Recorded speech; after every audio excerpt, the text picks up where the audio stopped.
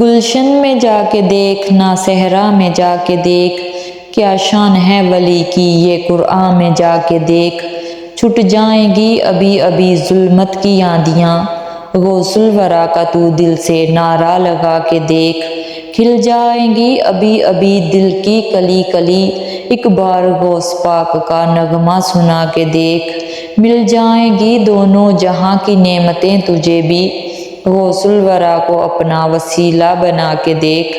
ہو جائے گی تجھے بھی زیارت حضور کی، آنکھوں میں غوث پاک کا جلوہ بسا کے دیکھ۔ اور تجھ پہ بھی ہوگی غوث پاک کی نظر کرم ضرور، اس دل کو ذوالفقار تو شیدا بنا کے دیکھ۔ محترم ناظرین، روایات میں آتا ہے کہ قطب الاقطاب حضرت شیخ عبد القادر جیلانی الحسنی والحسینی الجیلانی حضرت غوث اعظم رحمۃ اللہ علیہ جب نماز ادا کرتے تو بہت زار و قطار رویا کرتے، یعنی گریہ زاری کیا کرتے تھے۔ روتے روتے آپ کی ہچکی بن جایا کرتی تھی۔ جب آپ رحمۃ اللہ علیہ مسجد میں اپنے مریدین اور شاگردوں کے ساتھ باجماعت نماز پڑھتے، اللہ پاک کی محبت اور عشق میں اتنے ڈوب کر عبادت کرتے کہ ان کے شاگرد آپ کی رقت کو دیکھ کر، یعنی رونے کے انداز کو دیکھتے اور کہتے، اگر اصل نماز دیکھنی ہے تو غوث پاک کی دیکھی جائے، آپ رحمۃ اللہ علیہ کے نماز پڑھنے کے انداز کو دیکھا جائے۔ تو ایک بار کا ذکر ہے کہ آپ رحمۃ اللہ علیہ عراق کی مسجد میں سے باجماعت نماز پڑھ کر باہر نکلے۔ آپ کے مریدین بھی آپ کے ساتھ تھے۔ آپ نے دیکھا کہ اسی محلے میں کچھ بچے اخروٹ کے ساتھ کھیل رہے ہیں۔ آپ بچوں سے بہت پیار کرتے تھے، گویا کہ خود بچپن میں بچوں کی طرح کھیل کود نہیں سکے، لیکن بچوں کو دیکھ کر آپ مسکراتے تھے۔ آپ آگے بڑھنے لگے اور مریدین بھی بڑی جماعت میں آپ کے ساتھ تھے۔ ابھی آپ زیادہ دور نہیں گئے تھے کہ ان بچوں نے ایک دوسرے کے کان میں کچھ بولنا شروع کر دیا اور اشارے میں باتیں کرنے لگے کہ کیا خیال ہے کہ یہ جو بابا سب سے نمایاں اور نورانی چمکتے ہوئے چہرے والے ہیں، سب سے آگے آگے چل رہے ہیں، ان کو بولا جائے جو فرمائش ہمیں کرنی ہے ان سے کر دیں، کیا یہ ہمیں ڈانٹیں گے تو نہیں؟ تو کچھ سمجھدار بچے ہم زبان ہوئے اور کہا کہ نہیں نہیں، یہ جو بابا ہیں نا بہت اچھے ہیں، ان سے جو کچھ کہو سنتے ہیں۔ انہوں نے کہا چلو ٹھیک ہے، پھر ہم اپنی من پسند چیزوں میں سے ایک چیز منگواتے ہیں جو میٹھی اور بہت لذیذ ہوتی ہے۔ ان میں سے ایک بچہ آپ رحمۃ اللہ علیہ کے پاس آیا اور کہا بابا میری بات سنیں۔ آپ نے بہت پیار اور شفقت سے اس کے سر پر ہاتھ رکھا اور کہا کہ بیٹا کہو۔ اس نے کہا کہ میرا دل کر رہا ہے کہ میں آپ سے کچھ مانگوں۔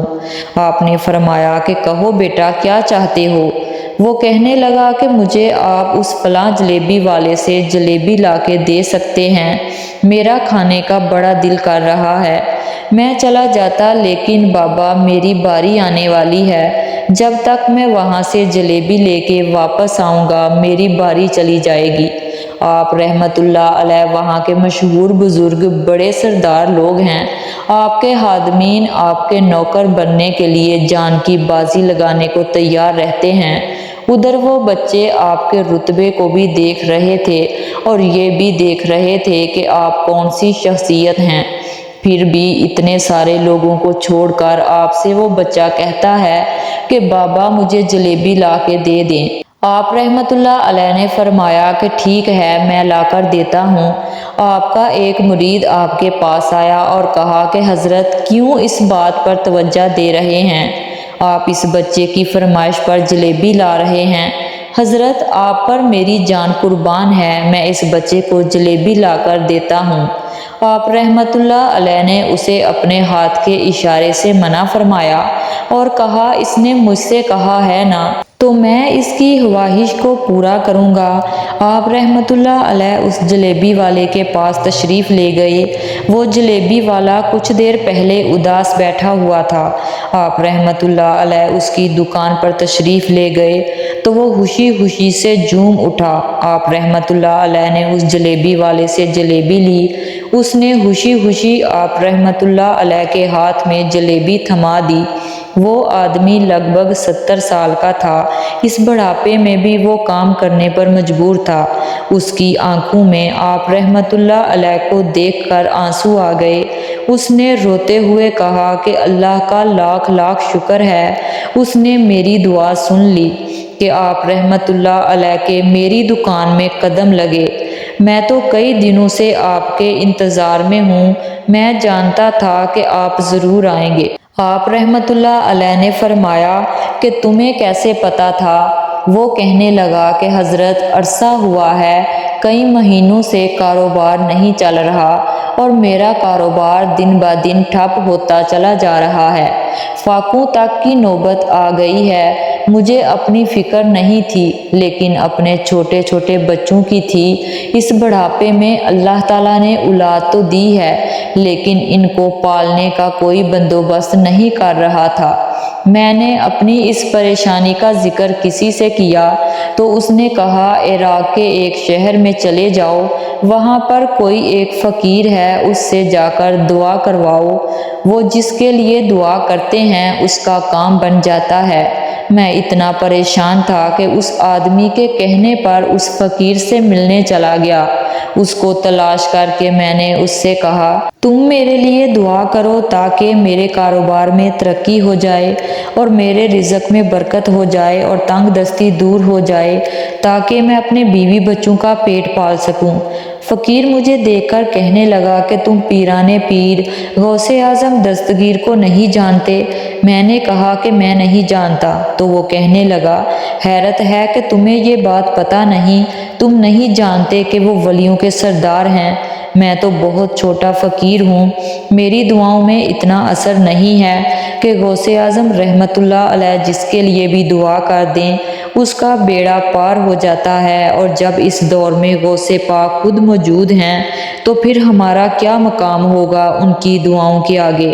ہماری دعا کچھ بھی نہیں۔ میں نے کہا کہ اگر یہ بات ہے تو آپ سے بھی بڑا کوئی بزرگ ہے تو مجھے بتائیے کہ غوث پاک رحمت اللہ علیہ مجھے کہاں ملیں گے اور میں کہاں جاؤں ان سے ملنے کے لیے؟ وہ کہنے لگا کہ وہ جیلان میں ہیں، تم ادھر جاؤ، ہماری کیا جرت کہ آپ کے لیے دعا کریں۔ آپ رحمت اللہ علیہ جس کے لیے بھی دعا فرماتے ہیں تو اس کا بیڑا پار ہو جاتا ہے اور اس کو کہیں اور جانے کی ضرورت نہیں ہوتی۔ جب اس فقیر نے مجھے یہ بات کہی تو میں فوراً جیلان شریف میں آ گیا اور یہاں پر میں نے آپ کی تلاش شروع کی۔ آج دیکھیے کہ آپ خود بخود چل کر میری دکان پر آئے ہیں۔ اب دیکھیے کہ آپ کے آنے سے کیسا نور آ گیا ہے۔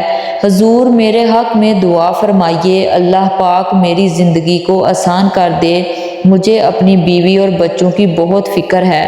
آپ رحمت اللہ علیہ نے فرمایا کہ پریشان ہونے کی بات نہیں ہے، اللہ تبارک و تعالیٰ سب معاملہ ٹھیک فرما دے گا۔ یہ کہہ کر آپ تشریف لے گئے، اس بچے کے پاس آئے اور اس کے ہاتھ میں جلیبی دی۔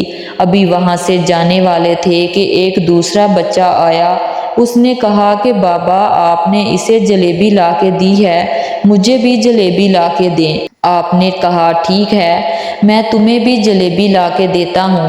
یہ دیکھ کر مرید بہت غصہ ہونے لگے اور حضرت آپ نے ایک بچے کو جلیبی لا کے دی ہے نا، آپ کی ذات بہت اونچی ہے، ہم ہیں نا آپ کے کام کرنے والے، ہم اس بچے کو جلیبی لا کے دیں گے۔ لیکن آپ رحمت اللہ علیہ نے فرمایا کہ نہیں، یہ بچہ مجھ سے کہہ رہا ہے نا، میں ان کا کہا نہیں ٹال سکتا۔ حضور آپ بہت مصروف شخصیت ہیں، کیوں ان چھوٹے بچوں کی باتیں سن رہے ہیں؟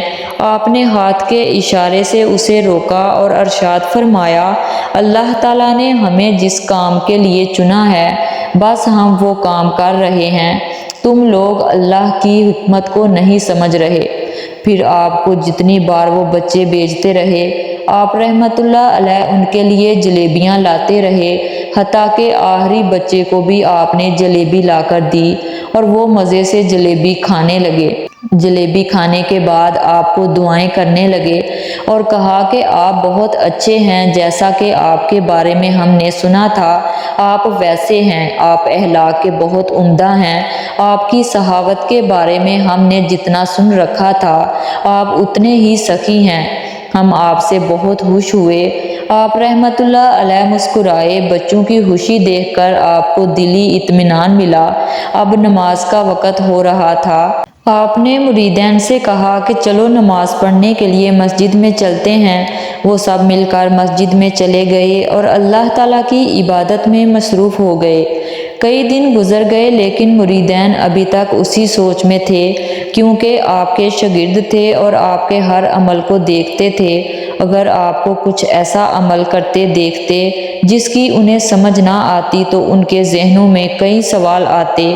آپ رحمت اللہ علیہ یہ بات جانتے تھے، لیکن آپ کو پتہ تھا کہ خود قدرت کی طرف سے انہیں جواب مل جائے گا اور خود قدرت کی جانب سے انہیں بتا دیا جائے گا کہ بچے اگر جلیبی کی فرمائش کر رہے تھے تو بار بار آپ رحمت اللہ علیہ جلیبی والے کے پاس کیوں گئے، اس میں کیا حکمت تھی؟ چنانچہ ایسا ہی ہوا۔ بہت جلد ان کو جواب مل گیا، کیونکہ کچھ دنوں کے بعد وہ بوڑھا جلیبی والا خوشی خوشی جلیبی کا ٹوکرا لیے آپ کی جانب میں آ پہنچا۔ جلیبی آپ کی خدمت میں پیش کرتے ہوئے کہا، حضرت آپ کی دعا سے بگڑی ہوئی بات بن گئی ہے۔ سب مریدین وہاں پر بیٹھے ہوئے تھے۔ انہوں نے کہا، میں نے آپ سے دعا کی، درخواست کی کہ آپ رحمت اللہ علیہ میرے لیے دعا فرمائیں۔ حضرت آپ نے میرے حق میں دعا کی اور کہا کہ میرے تمام معاملات اللہ پاک نے ٹھیک کر دیے ہیں، میری دکان میں برکت ہو گئی ہے۔ یقین جانیے اس سے پہلے دکان میں ایک گاہک بھی نہیں آتا تھا، لیکن اب آپ رحمت اللہ علیہ کے آنے کی برکت سے اب وہاں پر لوگ ختم ہی نہیں ہوتے۔ ایک کے بعد ایک لوگ آ کر میری دکان سے جلیبی خریدتے ہیں اور کہتے ہیں کہ اس شہر میں اس سے زیادہ لذیذ جلیبی ہم نے پہلے نہیں کھائی۔ اس کے کھانے کو لوگ لنگر غوثیہ سمجھتے ہیں۔ سبحان اللہ! اور اللہ رب العزت نے میرے کام میں اتنی برکت ڈالی ہے کہ اب میں رزق بانٹنے پر مجبور ہو گیا ہوں۔ یہ سب آپ کی دعاؤں کی بدولت سے ہوا ہے۔ اب آپ یہ جلیبی خود بھی کھائیں اور اپنے مریدین میں بھی بانٹ دیجیے۔ اس کے بعد آپ رحمت اللہ علیہ کے مریدین نے بھی اس جلیبی کو نوش فرمایا اور آپ رحمت اللہ علیہ نے بھی اس جلیبی کو تناول فرمایا، اور غوث پاک رحمت اللہ علیہ نے فرمایا کہ اللہ تعالیٰ نے یہ طاقت ہمیں دی ہے کہ 5 سال سے لے کر 100 سال تک بھی یہ بات مانتے ہیں کہ اگر وہ ہمارے پاس آ کر دعا فرمائیں تو اللہ تعالیٰ اس دعا کو سنتا ہے، اس بندے کا کہا نہیں ٹالتا، اس کے مشکل حالات ٹل جاتے ہیں۔ مریدین اب سمجھ گئے کہ ان بچوں کی بات کو آپ رحمت اللہ علیہ کیوں مانتے رہے اور کیوں آپ رحمت اللہ علیہ نے ان کی بات پر اتنی اہمیت دی، کیونکہ ایک بوڑھے کی مدد کرنے کے لیے آپ نے یہ کیا تھا۔ وسیلہ وہ معصوم بچے بنے، لیکن اللہ پاک نے حضور غوث پاک کو برکت کی وجہ سے اس کی دکان پر بھیجا۔ سبحان اللہ! بے شک غوث پاک مستجاب الدعوات تھے، یعنی ان کی دعا رد نہیں کی جاتی۔ جن کے لیے حضور غوث پاک دعا فرماتے، اللہ تبارک و تعالیٰ اس کی دعا کو ضرور سنتا۔ حضور غوث پاک نے ان کی دعا اور فریاد کو سن کر اللہ رب العزت کی بارگاہ میں پہنچایا۔ اللہ رب العزت براہ راست بھی سن لیتا ہے، لیکن کچھ لوگ اللہ رب العزت کے پیارے ہوتے ہیں جن کی دعا کو اللہ تبارک و تعالیٰ نہیں ٹھکراتا، جن کے وسیلے سے اگر دعا کی جائے تو اللہ تبارک و تعالیٰ ان کی دعا کو قبول ضرور فرماتا ہے۔ اور دعا کرنے والے جب امام الاولیاء ہوں تو سبحان اللہ! دعا کریں کہ اللہ تبارک و تعالیٰ حضور غوث پاک کے صدقے اور حضور غوث پاک کے وسیلے سے میرے تمام دیکھنے اور سننے والے معزز ناظرین کی اللہ تبارک و تعالیٰ تمام مشکلات حضور غوث پاک کے صدقے آسان فرمائے، اور ہمیں بھی غوث پاک رحمت اللہ علیہ کی سیرت پر عمل کرنے کی توفیق عطا فرمائے۔ آمین۔